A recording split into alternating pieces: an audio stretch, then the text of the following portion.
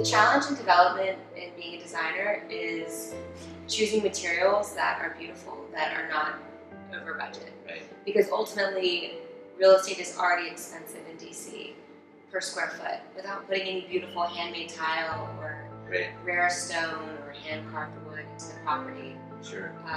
So you really have to create value without jacking up the price. Yeah, sure. Tell me, what were some of the challenges you faced with this project?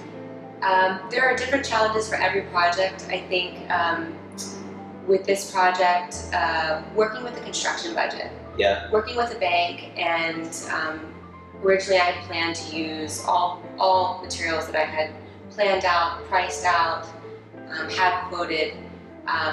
But when you're working with a construction budget, sometimes the money isn't available in time to order materials that might have a longer lead time, like a 3-month lead time on a tile or a 3-month lead time on a kitchen cabinet. So I really had to be creative to find materials that were readily available when my construction budget was available to be used.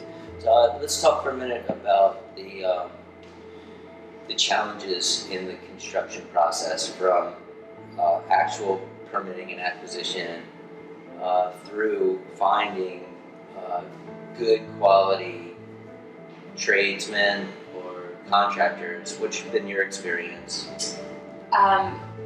There are always surprises in every project. Right. They come out of nowhere. So, whether it's one of your subcontractors disappearing, or your general contractor being overloaded with other projects, or partnerships within the development being strained, it's problem solving, constant. And you have to keep calm. Right. And you have to keep moving forward.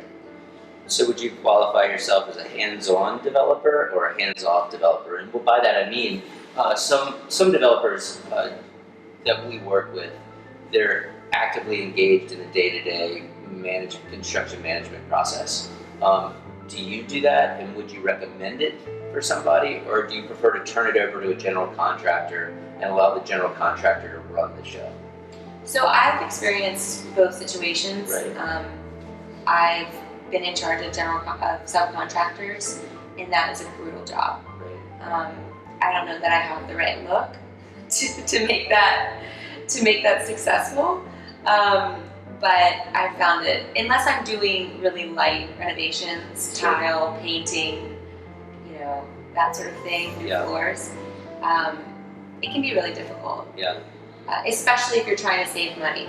Sure. If you're, choosing the lowest costing subcontractor, it's going to give you a lot of headache. It's going to cost you time. It's going to cost you energy.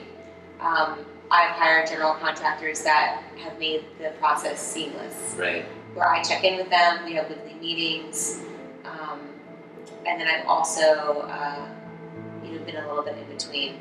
I think it's really important to stay involved, to be on site multiple times a week at a minimum, to have a timeline that everyone's working with together, communicating, and we're all working towards the same end goal. Subcontractors want to get paid.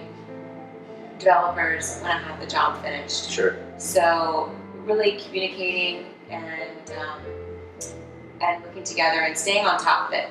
So based on that, you would prefer to, and I'm thinking, a would-be developer comes in, someone who has a lot of cash but not a lot of time to necessarily manage a whole project. In that case, you need somebody you can trust. Right. So somebody needs to be checking in on everything. There is no simple, leave it and let it be built situation. Right. Sure. Unless you have somebody watching, present, putting their eyes on the work and the material and the install of everything. Got it. If you found this information useful today, click on the button below. Shoot us an email. We'll send you a free LVT binder. In it, you'll find useful technical information. You'll be able to really see and touch our LVT, get a better feel for how it'll fit in your next project.